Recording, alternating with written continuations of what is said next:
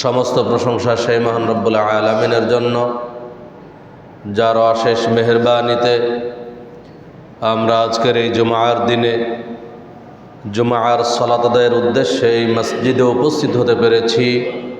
তাই মহান আল্লাহর শুকরিয়া স্বরূপ সবাই বলি আলহামদুলিল্লাহ। তারপর পরেই বর্ষিত হোক অসংখ্য দরুদ ও সালাম প্রিয় নবী বিশ্বনবী রাহমাতুল আলামিন মুহাম্মদ সাল্লাল্লাহু আলাইহি ওয়াসাল্লামের প্রতি।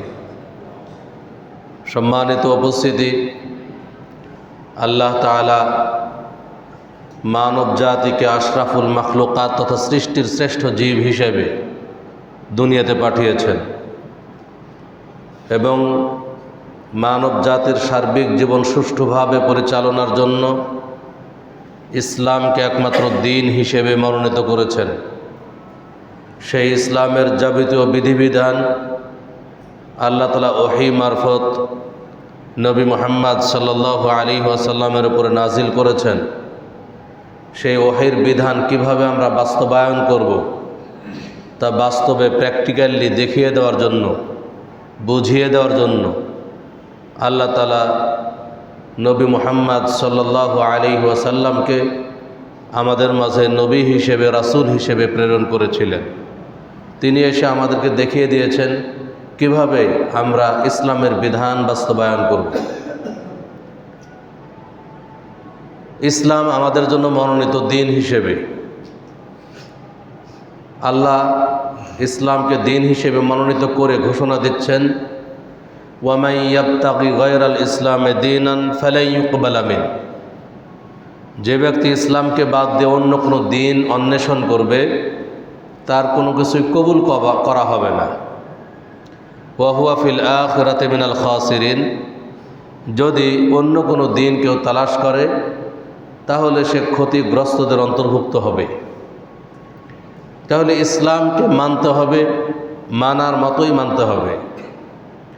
আলহামদুলিল্লাহ, আল্লাহর অশেষ শুকরিয়া যে আমরা নিজেদেরকে মুসলিম হিসেবে পরিচয় দেই। আল্লাহ চাইলে আমাদের জন্ম হিন্দুর ঘরে হতে পারত, আল্লাহ চাইলে আমাদের জন্ম ইহুদির ঘরে হতে পারত, খ্রিস্টানের ঘরে হতে পারত, অন্য নাস্তিকের ঘরে হতে পারত। কিন্তু আল্লাহ তাআলা আমাদেরকে মুসলিমের ঘরে জন্মগ্রহণ করার তৌফিক দিয়েছেন, নিজেদেরকে মুসলিম হিসেবে দুনিয়াতে বিচরণ করার তৌফিক দিয়েছেন। এজন্য আল্লাহর শুকরিয়া স্বরূপ বলি আলহামদুলিল্লাহ। কিন্তু মনে রাখতে হবে, শুধু নাম মুসলিম, নিজেকে মুসলিম পরিচয় দেই, এই পরিচয় দেওয়ার মাধ্যমেই জান্নাতে প্রবেশ করা সম্ভব নয়। জান্নাত শুধু মুসলিম বললেই আমি মুসলিম, তাহলেই জান্নাত এত সহজ বিষয় নয়। রাসূলুল্লাহ সাল্লাল্লাহু আলাইহি ওয়াসাল্লাম একটা হাদিসে খুব গুরুত্বপূর্ণ কথা বলেছেন। তিনি বলছেন, লা ইয়াতিয়ান্না আলা উম্মতি মা আতা আলা বানি ইসরাঈল হাদওয়ান না'ল বিন না'ল। বানি ইসরায়েলদের উপরে যে অবস্থার আবির্ভাব ঘটেছিল, আমার উম্মতের উপরে ঠিক একই অবস্থার আবির্ভাব ঘটবে। বানি ইসরায়েলরা যেমন ছিল, আমার উম্মত ঠিক তেমনই হবে। হাদওয়ান না'ল বিন না'ল, এক জোড়া জুতার পরস্পর সমান হওয়ার নেই। এক জোড়া জুতা যেমন আর একটি আরেকটির চাইতে ছোট বড় হয় না, একেবারে সমান হয়, অনুরূপভাবে বানি ইসরায়েলরা যেমন ছিল, তাদের আখলাক, আচরণ, আকীদা, বিশ্বাস যা ছিল, আমার উম্মতের ঠিক তাই হবে, এক জোড়া জুতার নেই। এই কথার তাকিদ করতে গিয়ে রাসূল সাল্লাল্লাহু আলাইহি ওয়াসাল্লাম এত দূর পর্যন্ত বললেন, তিনি বলছেন, হাত্তা ওয়া ইন কানা মিনহুম মান আতা উম্মাহু আলানিয়াতান। এমনকি বানি ইসরায়েলদের মধ্যে যদি এমন কোনো লোক পাওয়া যায় যে লোক নিজের মায়ের সাথে প্রকাশ্য জেনায় লিপ্ত হয়েছে, লাকানা ফি উম্মতি মান ইয়াসনাউ যালিক, তাহলে আমার উম্মতের মধ্যেও এমন লোক পাওয়া যাবে যে তার নিজের মায়ের সাথে প্রকাশ্য জেনায় লিপ্ত হবে।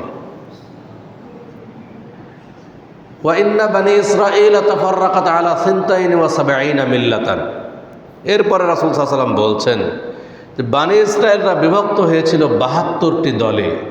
ওয়া তাফতারিকু উম্মতি আলা 73 মিল্লাতান, আর আমার উম্মত বিভক্ত হবে 73 দলে। অন্যান্য যাবতীয় দিক থেকে বানি ইসরায়েলদের মতোই থাকবে, কিন্তু বিভক্ত হওয়ার দিক থেকে এক কাতার উপরে থাকবে। বানি ইসরায়েলরা বিভক্ত হয়েছিল 72 দলে, আমার উম্মত বিভক্ত হবে 73 দলে। কুল্লুহুম ফিন্নার, সকল দলই জাহান্নামে যাবে, ইল্লা মিল্লাতা ওয়াহিদা, শুধুমাত্র একটি দল ব্যতীত। একটা দল শুধু জান্নাতে যাবে, বাকি 72টা দলই জাহান্নামে যাবে। কিলা মান হুম ইয়া রাসূলুল্লাহ, জিজ্ঞেস করা হলো, হে আল্লাহর রাসূল সাল্লাল্লাহু আলাইহি ওয়াসাল্লাম, সে একটি দল কারা, কারা জান্নাতে যাবে? রাসূলুল্লাহ সাল্লাল্লাহু আলাইহি ওয়াসাল্লাম কোনো দলের নাম বললেন না, কিন্তু একটা বৈশিষ্ট্যের কথা বললেন, একটা আদর্শের কথা বললেন। সেই আদর্শ যার মধ্যে থাকবে তারাই জান্নাতি দল। সেটা কি? রাসূল সাল্লাল্লাহু আলাইহি ওয়াসাল্লাম বলছেন, মা আনা আলাইহি ওয়া আসহাবি, আমি এবং আমার সাহাবায়ে কেরাম যেই আকীদার ওপরে, যেই মানহাজের ওপরে প্রতিষ্ঠিত, এই আকীদা মানহাজের ওপরে যারা প্রতিষ্ঠিত থাকবে তারাই কেবল জান্নাতি দলের অন্তর্ভুক্ত হতে পারবে। কথা স্পষ্ট, হাদিস স্পষ্ট। এই হাদিস থেকে অনেক কিছু শেখার আছে। প্রথমত রাসূলুল্লাহ সাল্লাল্লাহু আলাইহি ওয়াসাল্লাম বললেন, আমার উম্মত 73 দলে বিভক্ত হবে। এই আমার উম্মত 73 দলে বিভক্ত হবে, এই উম্মাত বলতে কাদেরকে বোঝানো হয়েছে? উম্মাত বলতে কারা আসলে? এখন যদি প্রশ্ন করা হয় যে হিন্দু, বৌদ্ধ, ইহুদি, খ্রিস্টান এরা কি রাসূলুল্লাহ সাল্লাল্লাহু আলাইহি ওয়াসাল্লামের উম্মত নাকি উম্মত নয়? কিছু মানুষ প্রশ্ন উত্তর দেব যে এরা রাসূলের উম্মত, আবার কিছু মানুষ বলবো যে না, এরা রাসূলের উম্মত নয়, কারণ এরা তো মুসলিম না। তাহলে 2 নম্বর প্রশ্নে আসি। প্রশ্ন আরেকটা আছে, রাসূলুল্লাহ সাল্লাল্লাহু আলাইহি ওয়াসাল্লাম কি শুধুমাত্র মুসলিমের নবী নাকি সকল মানুষের নবী? নবী মুহাম্মদ সাল্লাল্লাহু আলাইহি ওয়াসাল্লাম সকল মানুষের নবী। সকল মানুষ তো মানুষ, এমনকি জিন জাতিরও নবী নবী মুহাম্মদ সাল্লাল্লাহু আলাইহি ওয়াসাল্লাম। যেহেতু তিনি সকল মানুষের নবী, অতএব সকল মানুষই তার উম্মত। হিন্দু বলেন, ইহুদি বলেন, খ্রিস্টান বলেন, যত মানুষ এসেছে কিয়ামত পর্যন্ত আসবে, সকল মানুষের নবী হলেন নবী মুহাম্মদ সাল্লাল্লাহু আলাইহি ওয়াসাল্লাম। অতএব সকল মানুষই নবী মুহাম্মদ সাল্লাল্লাহু আলাইহি ওয়াসাল্লামের উম্মত। কিন্তু রাসূল সাল্লাল্লাহু আলাইহি ওয়াসাল্লামের উম্মত হচ্ছে 2 প্রকার। এক, উম্মাতুদ দাওয়া, যারা নিজেদেরকে মুসলিম পরিচয় দেয় না, হিন্দু, বৌদ্ধ, ইহুদি, খ্রিস্টান সহ যারা আছে এরা সব উম্মাতুদ দাওয়া। 2, উম্মাতুল ইজাবা, যারা নিজেদেরকে মুসলিম পরিচয় দেয়, যারা বলে আমরা মুসলিম, যারা বলে আমরা আল্লাহ এবং তার রাসূলের প্রতি ঈমান এনেছি, তারা হলেন উম্মাতুল ইজাবা। এই হাদিসে রাসূল সাল্লাল্লাহু আলাইহি ওয়াসাল্লাম যে বললেন আমার উম্মত 73 দলে বিভক্ত হবে, এই উম্মত দ্বারা উদ্দেশ্য হলো উম্মাতুল ইজাবা, অর্থাৎ যারা নিজেদেরকে মুসলিম পরিচয় দেয় তারাই 73 দলে বিভক্ত হবে। এই মুসলিমদের মধ্যেই 72 দল মুসলিম জাহান্নামে যাবে, আর মুসলিমদের মধ্যে 1 দল মুসলিম জান্নাতে যাবে। তাহলে এই হাদিস থেকে কি বোঝা যায়? মুসলিম হলেই জান্নাতে যাওয়া যাবে না, মুসলিম হলেই জান্নাতে যাওয়া সম্ভব নয়। কারণ মুসলিমরা 73 দলে বিভক্ত হবে, মুসলিমদের মধ্যে 72 দল মুসলিম জাহান্নামে যাবে, আর মুসলিমদের মধ্যে 1 দল মুসলিম জান্নাতে যাবে। তাদের বৈশিষ্ট্য কি? তাদের বৈশিষ্ট্য মা আনা আলাইহি ওয়া আসহাবি। রাসূল সাল্লাল্লাহু আলাইহি ওয়াসাল্লাম বলে দিয়েছেন যে ওই 1 দল মুসলিম যারা জান্নাতে যাবে তাদের বৈশিষ্ট্য হলো আমি এবং আমার সাহাবায়ে কেরাম যার উপরে প্রতিষ্ঠিত আছি, এর উপরে যারা প্রতিষ্ঠিত থাকবে তারাই জান্নাতে যাবে। তাহলে আমাদের যদি জান্নাতি দলের অন্তর্ভুক্ত হতে হয়, আমরা যদি মনে করি যে আমরা জান্নাতে যাব, জান্নাতি দলের অন্তর্ভুক্ত হব, তাহলে আমাদের করণীয় হলো আমরা একমাত্র ওহীর বিধান, পবিত্র কোরআন এবং সহিহ হাদিস অনুযায়ী আমাদের সার্বিক জীবন গড়ে তুলব। তাহলেই কেবল আমরা জান্নাতি দলের অন্তর্ভুক্ত হতে পারব। সম্মানিত উপস্থিতি, আজকে যারা মুসলিম আছি আমরা কিন্তু সবাই দাবি করছি, মুসলিমদের মধ্যে এমনকি কেউ বলে যে আমি কোরআন সুন্নাহ মানি না? মুসলিমদের মধ্যে আমরা সবাই দাবি করছি যে আমরা কোরআন সুন্নাহ মানি।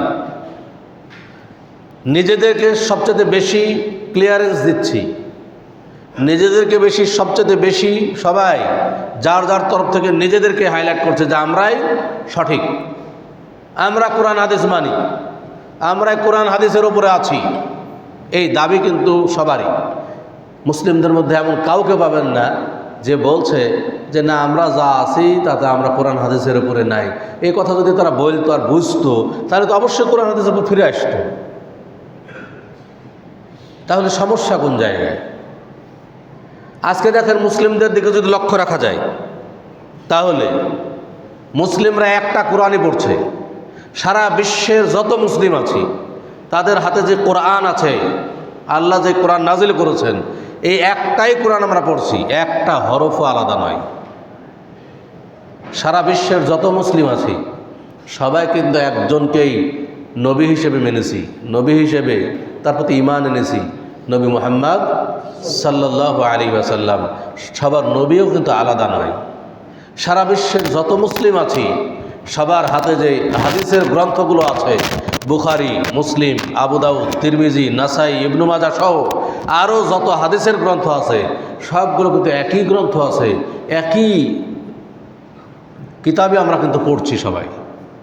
সারা বিশ্বের যত মুসলিম আছে তা আমরা যে সালাত আদায় করছি একই কাবাকে কিবলা বানিয়ে সালাত আদায় করছি সবাই, কারো কিবলাও আলাদা নয়। তাহলে সবই যদি একই হয়, আমি একই কোরআন পড়ি, একই হাদিস পড়ি, একই নবীকে নবী হিসেবে মানি, তাহলে তো আমরা সবাই এক মতেরই মানুষ হওয়া উচিত ছিল। আমরা কেন আজকে বিভক্ত? আমাদের আমলের কেন এত বৈপরীত্য? আজকে এই মসজিদের মুসল্লিদের আমল একরকম, পার্শ্ববর্তী মসজিদের মুসল্লিদের আমল আরেক রকম। উভয় মসজিদের মুসল্লিরা নিজেদেরকে মুসলিম পরিচয় দিচ্ছি, উভয় মসজিদের মুসল্লিরাই বলছে যে আমরা কোরআন সুন্নাহ মানি। তাহলে এই সমস্যা কোন জায়গায় আসলে? এই মতপার্থক্য এত কেন? শুধু মতপার্থক্যই নয়, মতপার্থক্য এমন পর্যায়ে পৌঁছেছে যে আজকে মুসলিমরা মুসলিমদের হাতে নিরাপদ নয়। আজকে মুসলিমরা মুসলিমদের দ্বারা নির্যাতিত, কত কিছু হচ্ছে মুসলিমদের মধ্যেই হচ্ছে। তাহলে এর মূল সমস্যা কোন জায়গায়? এটা আমাদের নির্ণয় করা দরকার, এবং সমস্যা নির্ণয় করে যদি আমরা ঔষধ প্রয়োগ করি তাহলে মুসলিম সমাজের এই বিভক্তি দূর হবে ইনশাআল্লাহ, অন্যথায় কখনোই দূর হবে না।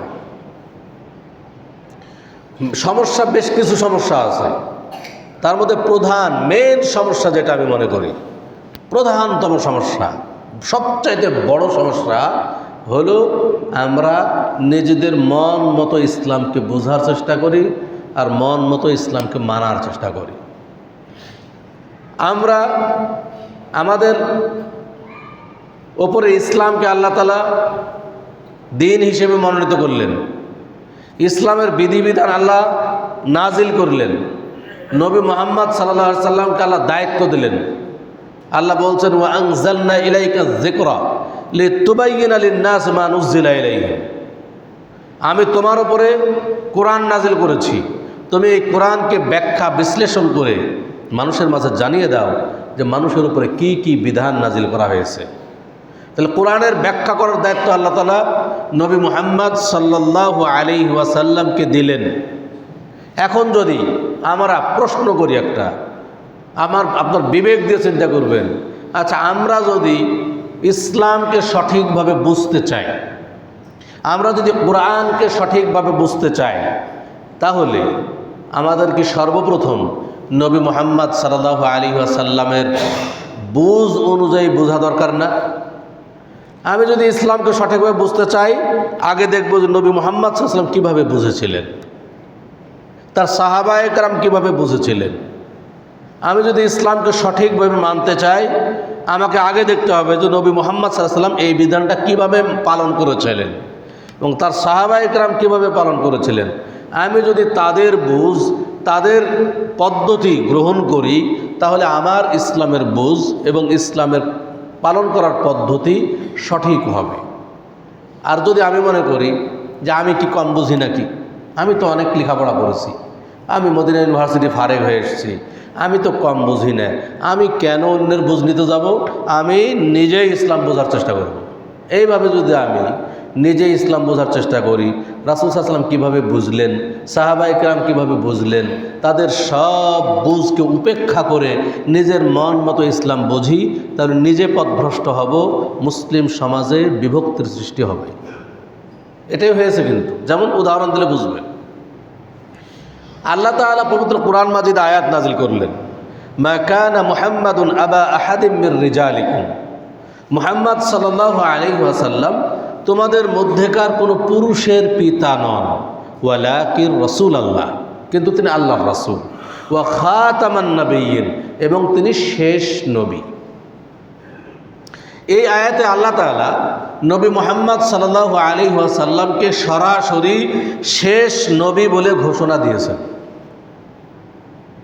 এখন আমাদের দেশ সহ সারা বিশ্বেই এক শ্রেণীর মানুষ আছে যারা নিজেদেরকে মুসলিম দাবি করে, তারা যাদেরকে আমরা কাদিয়ানি হিসেবে জানি, আপনারা নাম শুনেছেন অবশ্যই, কাদিয়ানি, যারা নিজেদেরকে মুসলিম পরিচয় দেয়, তারা বলে যে না, নবী মুহাম্মদ সাল্লাল্লাহু আলাইহি ওয়াসাল্লাম শেষ নবী না। এখন যদি আমি আপনি তাদেরকে বলি যে তোমরা নিজেদেরকে মুসলিম দাবি করো, মুসলিম দাবি করতে হলে সর্বপ্রথম কোরআন মানতে হবে। কোরআনে আল্লাহ তাআলা সরাসরি ঘোষণা দিলেন, ওয়া খাতামান নবিয়্যিন, নবী মুহাম্মদ সাল্লাল্লাহু আলাইহি ওয়াসাল্লাম শেষ নবী। কোরআন এর এই নির্দেশনা, সরাসরি আল্লাহর এই নির্দেশনা তোমরা মানো না, তাহলে তোমরা কোন প্রকৃতির মুসলিম? তোমরা তো কোরআনই মানো না। তখন তারা জবাব দেয় যে কে বলেছে আমরা কোরআন মানি না? আমরা কোরআন মানি, আমরা এই আয়াতও মানি। যে আয়াত আল্লাহ ওয়া খাতামান নবিয়্যিন বলছেন, আমরা এই আয়াতও মানি। কিন্তু এই আয়াতে আল্লাহ তাআলা নবী মুহাম্মদ সাল্লাল্লাহু আলাইহি ওয়াসাল্লামকে শেষ নবী ঘোষণা দেননি, তাদের দাবি। তো কী দিয়েছেন? তারা এবার একটা মন গড়া ব্যাখ্যা খাড়া করে, এই আয়াতের একটা মস্তিষ্কপ্রসূত ব্যাখ্যা দাঁড় করায়। কি বলে? বলে এখানে আল্লাহ বলছেন ওয়া খাতামান নবিয়্যিন। এই যে খাতাম শব্দের ব্যবহার হলো, এই খাতাম শব্দটি দুইটি অর্থে ব্যবহার হয়। এক, শেষ; দুই, আংটি। খাতাম শব্দ দুইটা অর্থ, শেষ এবং আংটি। অতএব এখানে আল্লাহ তাআলা ওয়া খাতামান নবিয়্যিন বলে নবী মুহাম্মদ সাল্লাল্লাহু আলাইহি ওয়াসাল্লামকে শেষ নবী ঘোষণা দেননি, বরং আল্লাহ বলছেন মুহাম্মদ সাল্লাল্লাহু আলাইহি ওয়াসাল্লাম হলেন আংটি নবী, অর্থাৎ তিনি তার হাতে আংটি পরতেন। ব্যাখ্যা একটা খাড়া করা হলো, সেটা হলো কি? আংটি নবী, কারণ তিনি হাতে আংটি পরতেন, এটাও সঠিক। এখন এই আয়াতটি নাজিল হলো কার উপরে? এই আয়াতটি নাজিল হয়েছে নবী মুহাম্মদ সাল্লাল্লাহু আলাইহি ওয়াসাল্লামের উপরে। এই আয়াতের ব্যাখ্যা আমি আপনি বেশি বুঝবো নাকি নবী মুহাম্মদ সাল্লাল্লাহু আলাইহি ওয়াসাল্লাম বেশি বুঝবেন? এই আয়াতের সঠিক ব্যাখ্যা যদি জানতে চাই, তাহলে তো অবশ্যই সর্বপ্রথম নবী মুহাম্মদ সাল্লাল্লাহু আলাইহি ওয়াসাল্লাম কী ব্যাখ্যা দিয়েছেন তার ব্যাখ্যা নিতে হবে, তাহলে তো আমি সঠিক ব্যাখ্যা পাব। এই আয়াতের ব্যাখ্যায় নবী মুহাম্মদ সাল্লাল্লাহু আলাইহি ওয়াসাল্লাম ঘোষণা দিয়েছেন, ইন্নাহু সায়াকুনু ফি উম্মতি সালাসুনা কাযযাবুন, অচিরেই আমার উম্মতের মধ্যে 30 জন মিথ্যাবাদীর আবির্ভাব ঘটবে। কুল্লুহুম ইয়াজউমু আন্নাহু নবী, তারা সকলেই নিজেকে নবী দাবি করবে। ওয়া আনা খাতামুন নবিয়্যিন, অথচ আমি হলাম শেষ নবী। লা নাবিয়্যা বা'দি, আমার পরে আর কোনো নবী আসবে না। এখন দেখেন আল্লাহ তাআলা কোরআনের আয়াতেও বলেন ওয়া খাতামান নবিয়্যিন, খাতাম শব্দের ব্যবহার করলেন। আল্লাহ রাসূল এই হাদিসেও খাতাম শব্দের ব্যবহার করলেন, তিনি বলছেন ওয়া আনা খাতামুন নবিয়্যিন, খাতাম শব্দের ব্যবহার। এখন এই খাতাম শব্দের অর্থ কি শেষ নাকি আংটি? এই ব্যাখ্যা তিনি নবী মুহাম্মদ সাল্লাল্লাহু আলাইহি ওয়াসাল্লাম তার শেষ বাক্য দিয়ে প্রমাণ দিয়ে দিয়েছেন। তিনি তার শেষ বাক্যে কি বললেন? লা নাবিয়্যা বা'দি, আমার পরে আর কোনো নবী আসবে না। এই বাক্য দিয়ে তিনি প্রমাণ দিলেন খাতাম শব্দের অর্থ শেষ, আংটি নয়। যদি কাদিয়ানিরা এই আয়াতের ব্যাখ্যা নবী মুহাম্মদ সাল্লাল্লাহু আলাইহি ওয়াসাল্লাম থেকে গ্রহণ করত, তারা পথভ্রষ্ট হতো না, মুসলিম সমাজে নতুন এক পথভ্রষ্ট ফেরকার আবির্ভাব ঘটত না। বহু উদাহরণ পাওয়া যাবে কোরআনে। মেন সমস্যা হলো নিজের মন মতো বোঝা। আজকে দেখেন আমাদের দেশের যারা মুসলিম বলছি, অধিকাংশ মানে সবচেয়ে বেশি মুসলিম যা তাদের বিশ্বাস কি? তাদের বিশ্বাস হলো যে আল্লাহ তাআলা সর্বত্রই বিরাজমান, আল্লাহ তাআলা সর্বত্রই বিরাজমান। অথচ পবিত্র কোরআন মাজিদে আল্লাহ তাআলা 7টি আয়াত নাজিল করলেন যে তিনি বলছেন আর রহমান ও আলাল আরশ ইস্তাওয়া, আল্লাহ তাআলা আরশের উপর সমন্বিত। এখন কোরআনের আয়াত তারা কি পড়েনি? অবশ্যই পড়েছে। যারা এই কথা বলছে যে আল্লাহ তাআলা সর্বত্রই বিরাজমান, তারা কি পড়েনি? তাদেরকে এলেম নাই? তাদের এলেম আমার থেকে অনেক বেশি আছে। তারা এলেম নেই কথা বলতে আমি রাজি নই। তাদের অনেক এলেম, তারা সবই পড়েছে, কিন্তু তারা মানতে পারেনি আল্লাহ তাআলা সর্বত্রই বিরাজমান। আচ্ছা, এখানে এই আয়াতটি কার উপরে নাজিল হয়েছে? একই হিসাব নবী মুহাম্মদ সাল্লাল্লাহু আলাইহি ওয়াসাল্লামের উপর নাজিল হয়েছে। তাহলে এই আয়াতে এই যে আল্লাহ আরশের উপরে সমন্বিত, এই কথাটা তারা কি বোঝানো হচ্ছে, এটা আগে নবী মুহাম্মদ সাল্লাল্লাহু আলাইহি ওয়াসাল্লাম থেকে বুঝতে হবে আমাদের। নবী মুহাম্মদ সাল্লাল্লাহু আলাইহি ওয়াসাল্লাম থেকে যদি আমি বুঝি তাহলে সেই বুঝটা সঠিক হবে, কিন্তু এখানে সেটা গ্রহণ করা হচ্ছে না, নিজের মন মতো বোঝা হচ্ছে, মানে বিবেক দিয়ে বুঝছে। আল্লাহ তাআলাকে যদি আরশের উপরে বলি তা আল্লাহ কি দুনিয়াতে নাই? বিবেক দলিল বলছে এক কথা, আর বিবেক দিয়ে দলিল বিবেচনা করছে। বিবেক দিয়ে ইসলাম চলে না। আল্লাহ রাসূল সাল্লাল্লাহু আলাইহি ওয়াসাল্লামের বিশ্বাস কী ছিল? আল্লাহ রাসূল সাল্লাল্লাহু আলাইহি ওয়াসাল্লাম সহিহ মুসলিমের হাদিস, তিনি বলছেন ইরহামু মান ফিল আরদে ইয়ারহামুকুম মান ফিস সামা, জমিনে যারা আছে তাদের প্রতি তোমরা রহম করো, তাহলে আসমানে যিনি আছেন তিনি তোমাদের উপর রহম করবেন। আচ্ছা বলেন তো, এই হাদিস দিয়ে নবী মুহাম্মদ সাল্লাল্লাহু আলাইহি ওয়াসাল্লাম কি বিশ্বাস করলেন? আল্লাহ তাআলা উপরে না সব জায়গায়? স্পষ্ট কথা। আচ্ছা, নবী মুহাম্মদ সাল্লাল্লাহু আলাইহি ওয়াসাল্লাম যখন মেরাজে গেলেন, মেরাজের হাদিসও তারা পড়ে, মেরাজের হাদিস, রাসূল সাল্লাল্লাহু আলাইহি ওয়াসাল্লাম মেরাজে গেলেন।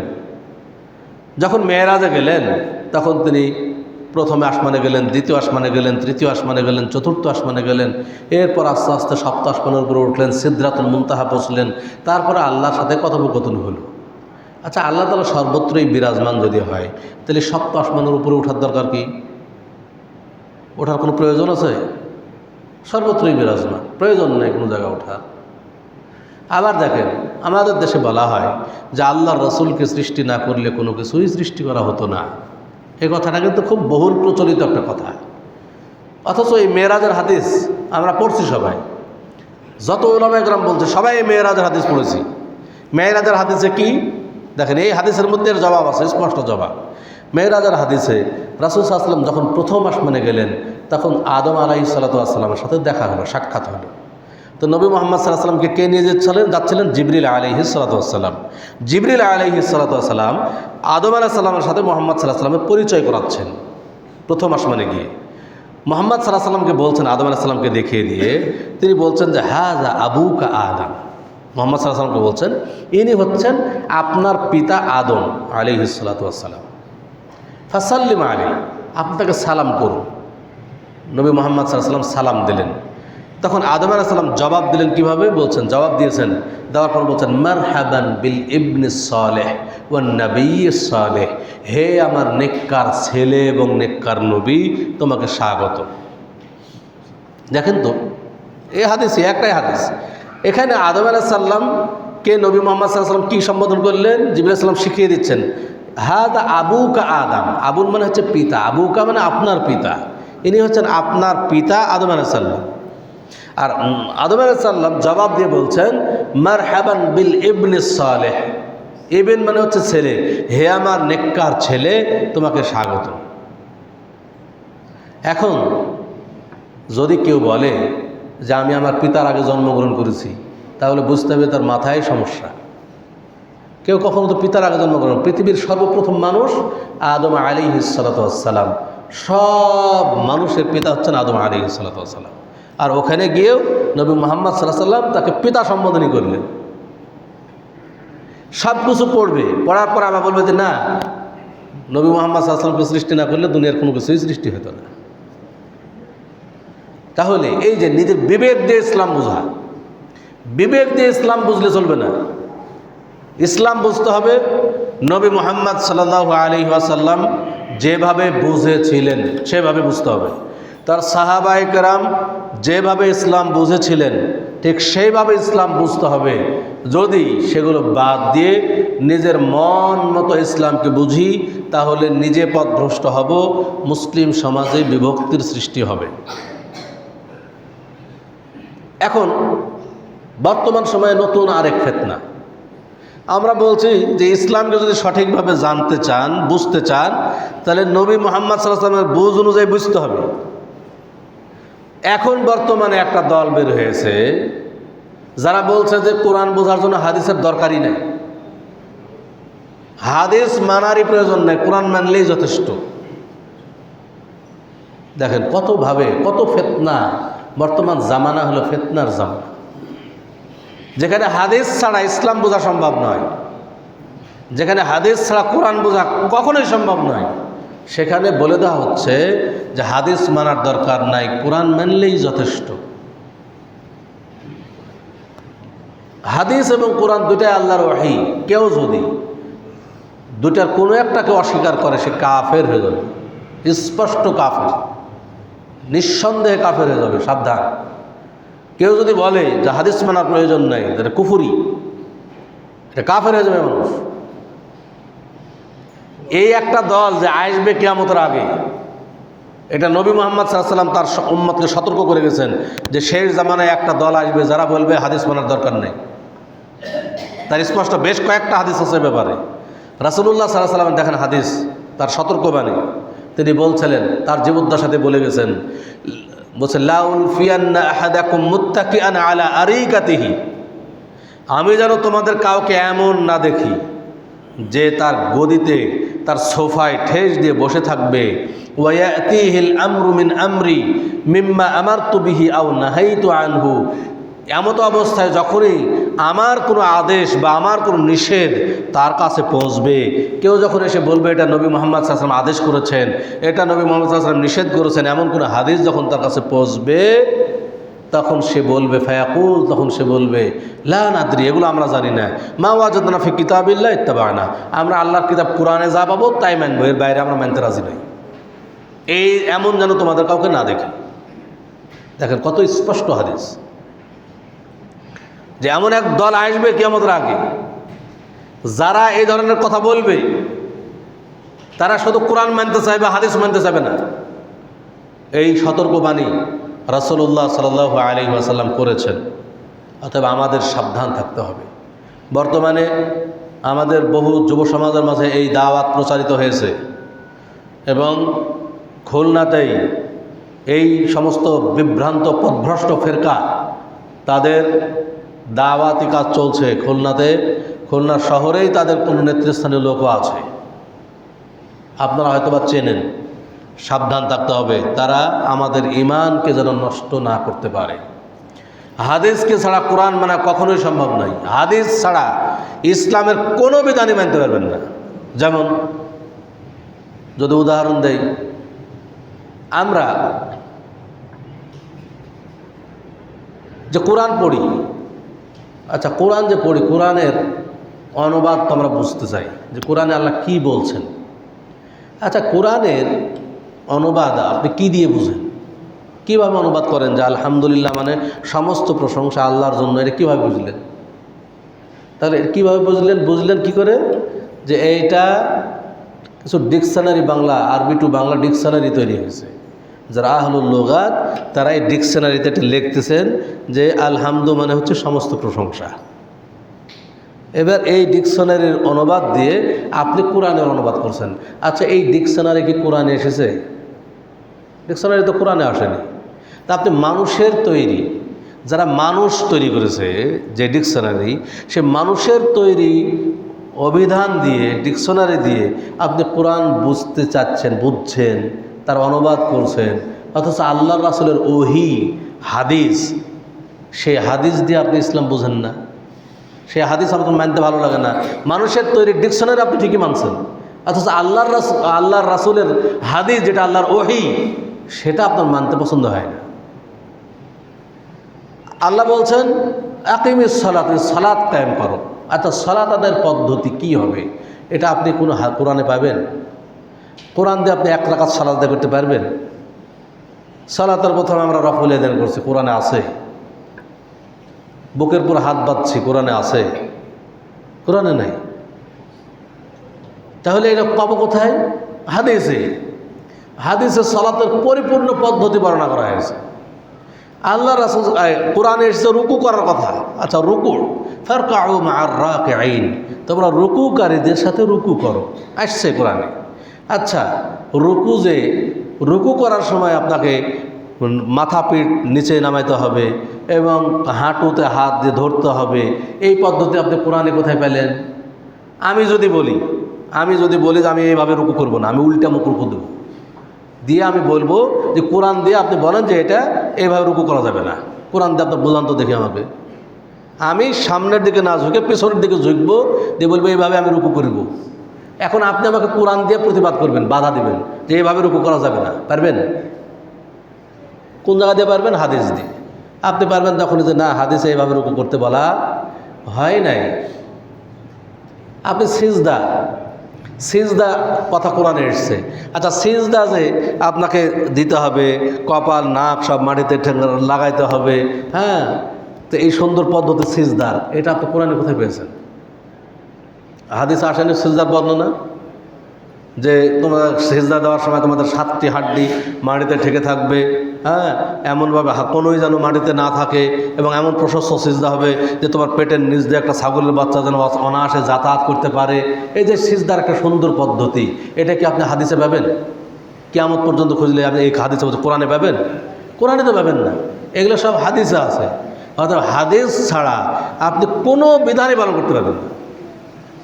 সালাতের পরপরে জাকাতের কথা এসছে, জাকাত আদায়ের কথা বলা হয়েছে। আচ্ছা, জাকাত দিতে হবে। আচ্ছা, কতটুকু সম্পদ হলে জাকাত দেব আপনি কোরআনে কথা পাবেন? আপনি যে কত টাকা হলে জাকাত দেবেন, আপনি কতটুকু স্বর্ণ বাড়িতে থাকলে জাকাত দেবেন, কি পরিমাণ দিবেন,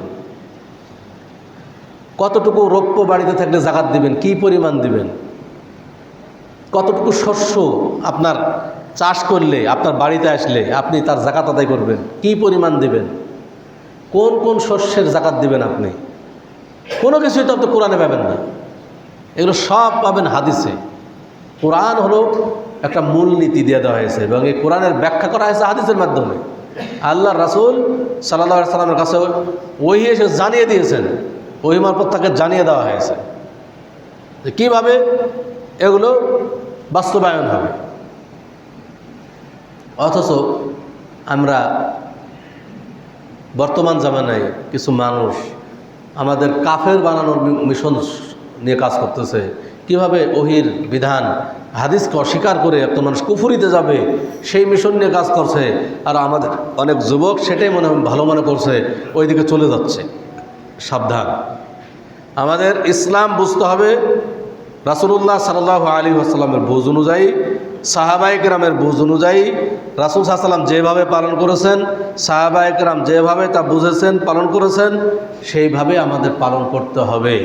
নিজে বড় পণ্ডিত সাজলে শুধু কোরআন দিয়েই সব কিছু মানব, এই ধরনের ভুল, এই ধরনের বিভ্রান্তিকর কথা, এই ধরনের ভ্রষ্টতার পথে আমরা যেন পা না বাড়াই। আল্লাহ তাআলা আমাদেরকে যেন হেফাজত করেন। সম্মানিত উপস্থিতি, এরপরে ইসলাম আজকে বিভক্ত বোঝা যাচ্ছে। ইসলামের মধ্যে শত বিভক্ত, এখন ইসলাম শততা বিভক্ত হয়ে গেছে। এখন এই ইসলামকে ঐক্যবদ্ধ করার জন্য আমাদের কাজ করতে হবে। মুসলিমদের মধ্যে যেন একটা ঐক্য ফিরে আসে। কারণ কি, মুসলিমদের ইউনিটি না থাকার কারণে কিন্তু মুসলিমরা আজকে দুর্বল। সারা বিশ্বে মুসলিমরা কাফেরদের হাতে যে মার খাচ্ছে, এর মূল কারণ কি? অনৈক্য। মুসলিমদের মধ্যে ঐক্য ঠিক নাই।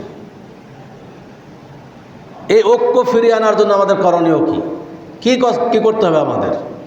ঐক্য ফিরিয়ে আনতে হবে আমাদের দাওয়াতের মাধ্যমে। 1 নম্বর, আমাদের দাওয়াত অবশ্যই খুব ব্যাপক আকারে চালাইতে হবে, কারণ অনেক মানুষ ইসলামের বিধান বুঝে না, ইসলাম বুঝতে চায় না। আমাদের দেশের এখন দেখেন শিক্ষা ব্যবস্থা এমন হয়েছে যে আমাদের দেশের যে সিলেবাস সাজানো হয়েছে সেই সিলেবাসের মাধ্যমে একজন মানুষ ইসলামের কিছুই শিখতে পারে না। আজকে যদি সৌদি আরবে যান, আমরা যখন দেখতাম সৌদি আরবে কোনো মেডিকেলে যখন যেতাম, তখন ডক্টররা চিকিৎসার ফাঁকে ফাঁকে এমন এমন হাদিস বলে যে আমার মনে হয় তার থেকে শিখতাম আমরা। মানে এত কোরআন হাদিস বুঝে তারা। কেন? কারণ তাদের শিক্ষা ব্যবস্থা এমনভাবে সাজানো আছে যে ইন্টার লেভেল পর্যন্ত তারা একই সিলেবাস রেখেছে সবার জন্য, কোরআন হাদিসের সিলেবাস, যাতে একজন ভালো ছাত্র যদি হয় ওটা তার জীবন চলার জন্য, ইসলাম জানার জন্য যথেষ্ট হয়ে গেছে। এরপরে সে এক এক পথ বেছে নেবে। কিন্তু আমাদের দেশে শিক্ষা ব্যবস্থা, যদি কেউ জেনারেল লাইনে লেখাপড়া করতেছে, ইঞ্জিনিয়ার হচ্ছে, ডক্টর হচ্ছে, বড় বড় শিক্ষিত মানুষ, কিন্তু কোরআন পড়াই শিখেনি, কোরআন পড়তে জানে না। তো কোরআনই পড়তে শিখলো না মুসলিম, সেই ইসলামের বিধান কীভাবে বুঝবে যে আল্লাহর বিধান কীভাবে নাজিল হয়েছে, কী কী নাজিল হয়েছে? কোরআন পড়াই তো শিখিনি, তাহলে সে কীভাবে ইসলাম বুঝবে? ভাই এই ফ্যান টপ করবে, কোরআন পড়াই শিখিনি, তাহলে আমরা কিভাবে বুঝব? সম্মানিত উপস্থিতি, এজন্য আমাদের একটু সচেতন হতে হবে। আমরা দুনিয়ার সব কিছু শিখলাম, কোরআন পড়ায় শিখলাম না, এর চাইতে মুসলিমদের জন্য দুঃখজনক আর কিছুই হতে পারে না। আপনি দুনিয়াবী স্বার্থ হাসিলের জন্য বহু মেহনত করছেন, পরিশ্রম করছেন, বহু অর্থ সম্পদ খরচ করছেন আপনি, কিন্তু আল্লাহর বিধান শেখার ব্যাপারে আপনার এত অনীহা কেন? এর জবাব কি আল্লাহর কাছে দিতে হবে না? নাকি আমরা মনে করছি মারা গেলে সব শেষ, আর কিছুই হবে না? আল্লাহ আমাকে আপনাকে কি দুনিয়া অর্জনের জন্য পাঠিয়েছেন না পরকাল অর্জনের জন্য? আল্লাহ তো আমাদেরকে দুনিয়া অর্জনের জন্য পাঠান নাই। আল্লাহ বলছেন, ওমা খলাকতুল জিন্না ওয়াল ইনসা ইল্লা লিয়াবুদুন, আমি তোমাদেরকে আমি মানব এবং জিন জাতিকে সৃষ্টি করেছি একমাত্র আমার ইবাদতের উদ্দেশ্যে। সেই ইবাদত কীভাবে করব? সেই ইলম যদি আমি অর্জন না করি, তাহলে আমি কীভাবে অর্জন করব? এটা কীভাবে আমি ইবাদত করব? সবাইকে বড় বড় আলেম হতে হবে বিষয়টি এমন নয়, কিন্তু আপনি ইসলামের বিধান যথাযথভাবে পালন করবেন, এর জন্য যে ইলম আপনার দরকার সেই ইলমটুকু তো আপনার অর্জন করা উচিত। অতএব আমরা যেন এই বিষয়গুলোতে গুরুত্ব দেই। এই গুরুত্ব না থাকার কারণে আজকে আস্তে আস্তে মুসলিমদের মধ্যে থেকে ইসলাম দূরে চলে যাচ্ছে। তাহলে আমাদেরকে ইলম অর্জন করতে হবে। যদি আমরা মুসলিমদের মধ্যে ঐক্য ফিরিয়ে নিয়ে আসতে চাই, আমরা সবাই ইলম অর্জন করব, সবাই একটু লেখাপড়া করার চেষ্টা করব। হক কোন জায়গায় আছে সেই জায়গা আমরা খোঁজার চেষ্টা করব, কোনটা হক। সব মানুষ একটাই হক হতে পারে না, হক একটা হবে। ওহির বিধান আল্লাহ তাআলা কোরআন মাজিদ নাজিল করেছেন, হাদিস নাজিল করেছেন। এই কোরআন এবং সহিহ হাদিস আমাদেরকে দেখতে হবে যে আসলে আমি যা করছি সেটা কোরআন হাদিস অনুযায়ী হচ্ছে নাকি হচ্ছে না। এই তদন্ত আপনার তরফ থেকে করতে হবে, কারণ জান্নাতে আপনাকে আমি নিয়ে যাব না, আমি নিয়ে যেতে পারবো না। ওলামায়ে কেরামের কাজ আপনাকে জান্নাতের রাস্তা দেখায়া দেওয়ার, কিন্তু জান্নাতের রাস্তায় নিজেকে পরিচালিত করার দায়িত্ব আপনার। নিজেকে পরিচালিত করতে হবে, যদি না করেন পরকাল ভয়াবহ হবে। এমন এক সময় আফসোস হবে যেই সময় আফসোস করে কোনো লাভ হবে না। মুসলিমদের শক্তি বাড়ানোর জন্য আরও একটা বড় মাধ্যম হলো আমাদের ঐক্যবদ্ধ থাকতে হবে। মুসলিমরা বিচ্ছিন্ন থাকতে পারে না। বিচ্ছিন্নতা কখনোই শক্তি তৈরি হয় না, বিচ্ছিন্ন শক্তি দিয়ে কোনো বিপ্লব সৃষ্টি হয় না। আজকে দেখেন বাতিলরা সব ঐক্যবদ্ধ, আজকে বাংলাদেশ মাজারের দেশ। বাংলাদেশ আপনি যদি সিলেট অঞ্চলে যান, চট্টগ্রামে যান, তো সব যেখানে সেখানে খালি মাজার আর মাজার, কত শিরিক যে চলছে। তো এগুলো কি এমনি এমনি উঠে যাবে? আমাদের ঐক্যবদ্ধ হতে হবে। ঐক্যবদ্ধভাবে যদি আমরা কাজ করি তাহলে এগুলো উঠে যাওয়া সম্ভব। বিচ্ছিন্ন একক শক্তি দিয়ে কখনোই বাতিলের মোকাবেলা করা সম্ভব নয়। আমরা মাছিও দেখি, মৌমাছিও দেখি। মাছির সংখ্যা নিশ্চয় অনেক বেশি মৌমাছির চাইতে, কারণ মাছি সব জায়গায় দেখা যায়। মাছির কারণে আমরা কোনো খাবার ওপেন রাখতে পারি না। মাছির সংখ্যা অনেক বেশি, কিন্তু মৌমাছির সংখ্যা কম। মৌমাছি যেখানে চাক লাগায় সেখানেই দেখা যায়, কিন্তু মৌমাছি কম হওয়া সত্ত্বেও সে কিন্তু সবার জন্য উপকারী। মাছি সংখ্যায় অনেক বেশি, সে কিন্তু উপকারী হতে পারেনি, বরং ক্ষতিকর। কেন? মৌমাছির সংখ্যায় কম, সবার জন্য উপকারী হতে পারলো, মাছিও তো আরও বেশি উপকারী হতে পারল না। কেন? এর কারণ হলো মৌমাছির একটা নেতৃত্ব আছে এবং সেই নেতৃত্বের যথাযথ আনুগত্য আছে। নেতৃত্ব এবং আনুগত্যের কারণে মৌমাছি মানুষের কাছে উপকারী। মৌমাছির একটা রানী মাছি, তাকে ধরে নিয়ে এসে বন্ধ করেন, দেখবেন যে সব শরীর এক জায়গায় চাপ লাগাই দিয়েছে। এবার রানী মাছি যা বলে বাকি তার কর্মী বাহিনী তাই শোনে। মৌমাছির রানী মাছির পক্ষ থেকে নির্দেশনা, এই তোমরা যারা আছো আমার সাথে, তারা কখনোই খারাপ জায়গায় যাবে না, কোনো ড্রেনে যাবে না, টয়লেটে যাবে না, তোমরা ভাগাড়ে যাবে না, কোনো ময়লা আবর্জনায় পড়বে না, তোমরা শুধু ভালো ভালো জায়গায় যাও, ফুলে যাও, ফলে যাও, খাদ্যেতে যাও, মিষ্টিতে যাও, ভালো ভালো জায়গায় যাও, আর মধু আহরণ করে নিয়ে এসে জমা করো। এবার যারা তারা আনুগত্য করছে, এমনভাবে আনুগত্য করছে, যা বলছে তাই শুনছে, খারাপ জায়গায় তারা যায় না। এর ফলে কি হলো, তারা মধু সংগ্রহ করে সেখানে আর জমা করে, সেটা তারা নিজেরা পান করে, বিশ্বের সকল মানুষ সেই মধু পান করে উপকৃত হয়। কিন্তু মাছি দেখতে একই প্রায়, কিন্তু তারা ক্ষতিকর, উপকারী নয়। কারণ কি? তার কোনো নেতৃত্ব নাই। মাছি হলো স্বাধীন, আমাকে বাধা দেওয়ার আর কেউ নাই, আমি মন যেখানে বলে সেখানে চলে যাব, মন যা বলে আমি তাই করব। মাছি হলো স্বাধীন, তাকে সঠিক পথে পরিচালিত করার কোনো গাইডার তার নাই। এই জন্য যেহেতু মাছিকে এই কথা বলার কেউ নাই, যে এই তুমি ভাগাড়ে যাও না, এই কথা বলার নাই কেউ, এই তুমি টয়লেটে যাও না, এই কথা বলার নাই। এখন কি হচ্ছে, মাছি স্বাধীনতার কারণে সে কোনো সময় দেখছে যে খাবারে যা পড়ছে, ভালো কিছু নিচ্ছে, আবার দেখছে যে এক জায়গায় পায়খানা, সে পায়খানাতে আবার পড়ে যা ভালো কিছু অর্জন করলো সেটা পায়খানাতে পড়ে নষ্ট করে দিল, ওর ভালো কিছু আর থাকলো না। এর কারণে কি হলো, সে যেহেতু সব জায়গায় পড়ছে, সব জায়গায় যাচ্ছে, এর কারণে সে ক্ষতিকর। আজকের আমরাও যদি এ ধরনের বিচ্ছিন্ন হই, আজকে বর্তমান যুব সমাজও যদি এ ধরনের মাছির মতো স্বাধীন হয়ে যায়, যে আমি যা ইচ্ছা তাই করব, তাহলে তার দ্বারা সমাজ ক্ষতিগ্রস্ত হবে। এই সমস্ত যুব সমাজ দিয়ে কখনোই কোনো সমাজ উপকার লাভ করবে না। যদি উপকারী হতে হয়, আমার একজন যোগ্য গাইডার দরকার, যে আমাকে সঠিক পথে পরিচালিত করবে। সম্মানিত উপস্থিতি, এবং ঐক্যবদ্ধ শক্তি দিয়ে, ঐক্যবদ্ধ শক্তির খুবই দরকার। আজকে দেখেন যারা মাজার কবর পূজা করছে, তাদের শক্তি আমাদের সাথে অনেক বেশি। এখন তাদের মোকাবেলা যদি আমি একা একা মনে করি যে আমি যে মোকাবেলা করব, কখনোই সম্ভব নয়। আজকে আপনাদের সমাজে যদি একটা অন্যায়, অপকর্ম, খারাপ কাজ চলতে থাকে, আর আপনি যদি মনে করেন যে একাই যে আপনি বাধা দিবেন, তাহলে কিন্তু আপনার বাধা কেউ মানবে না। কিন্তু যদি এই সমাজের 10 জন যুবক ঐক্যবদ্ধ হয়, আর 10 জন যুবক মিলে যদি নিষেধ করে, তাহলে অবশ্যই সবাই গণবে, সবাই মূল্যায়ন করবে যে না, আমাদেরকে এই কাজ বাদ দেওয়া দরকার। সম্মানিত উপস্থিতি, অতএব আমরা ঐক্যবদ্ধভাবে জীবনযাপন করার চেষ্টা করি। বাংলাদেশ আহলে হাদিস যুব সংঘ যুব সমাজকে ঐক্যবদ্ধ করার চেষ্টা করছে একমাত্র ওহির বিধানের আলোকে। আহলে হাদিস আন্দোলন বাংলাদেশ আহলে যুব সংঘ জামাতবদ্ধ জীবনযাপনে বিশ্বাসী, এবং এই জামাত দাওয়াতি ময়দানকে শক্তিশালী করার জন্য এই জামাত। আমরা এই কথাই বারবার বলি যে দাওয়াতি ময়দানকে শক্তিশালী করার জন্যই সংগঠনের জন্য দাওয়াত নয়, বরং দাওয়াতি ময়দানকে শক্তিশালী করার জন্য সংগঠনের প্রয়োজন। অতএব আমরা বিষয়গুলো বোঝার চেষ্টা করব ইনশাআল্লাহ। সম্মানিত উপস্থিতি, আমরা চিরজীবন কেউ বেঁচে থাকার জন্য দুনিয়াতে আসিনি। নির্দিষ্ট একটা সময়ের জন্য দুনিয়াতে এসেছি। এই সময় পার করার পরে আমাদেরকে দুনিয়া থেকে বিদায় নিতে হবে।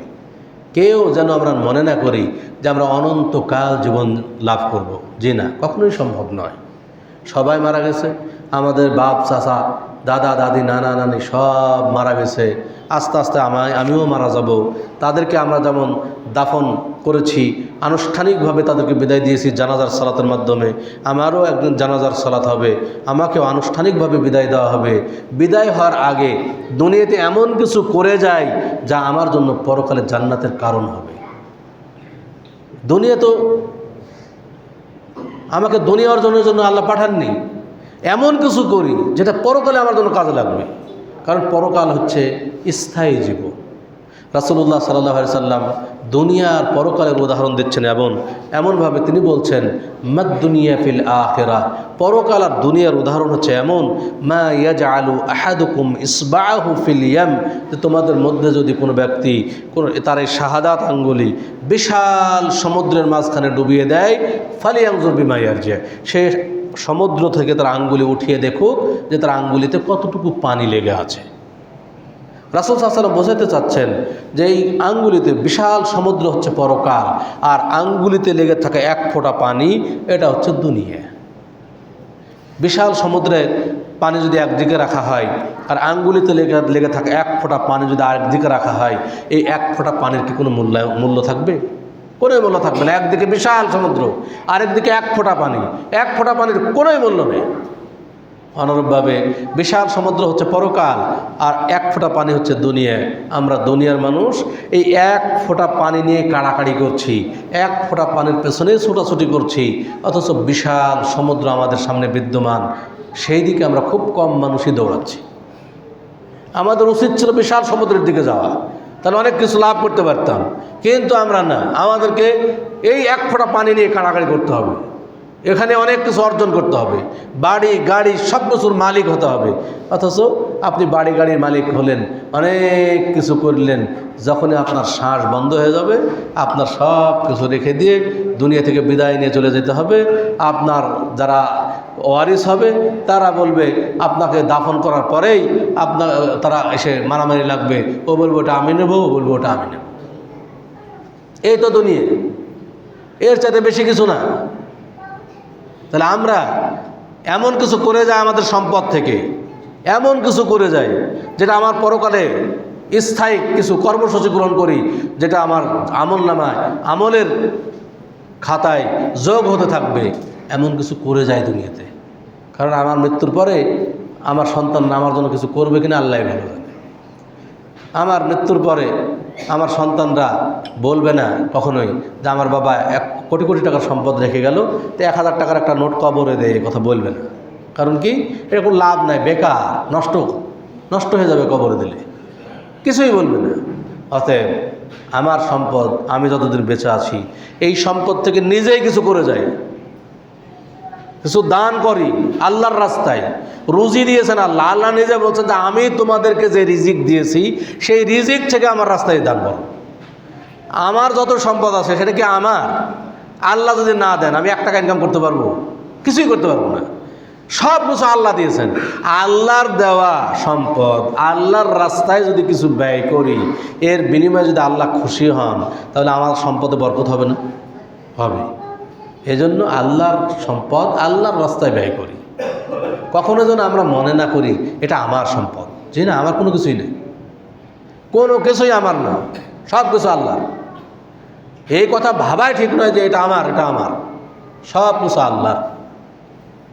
যদি আপনি এটা ভাবতে পারেন দেখবেন কিছু মনে হবে না।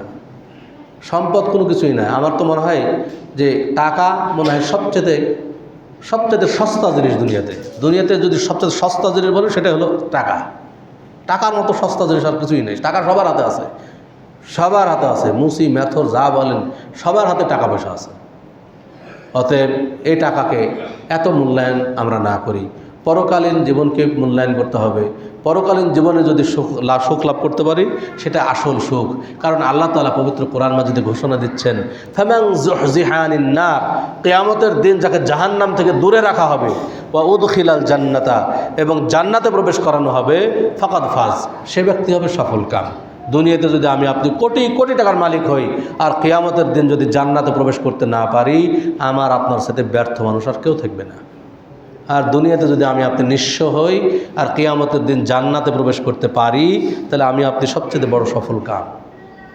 অতএব পরকালীন সফলতায় আসল সফলতা, দুনিয়াবী এই সফলতা কোনো সফলতা নয়। অতএব পরকালীন সফলতা অর্জনের চেষ্টা করি।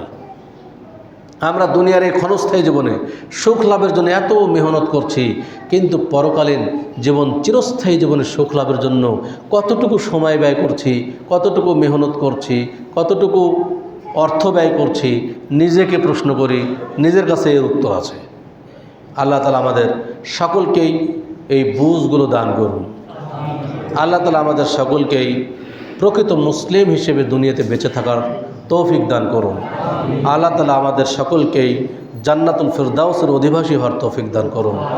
আল্লাহ তাআলা আমাদের সকলকেই প্রকৃত ঈমানের সাথে মৃত্যুবরণ করার তৌফিক দান করুন। আমিন।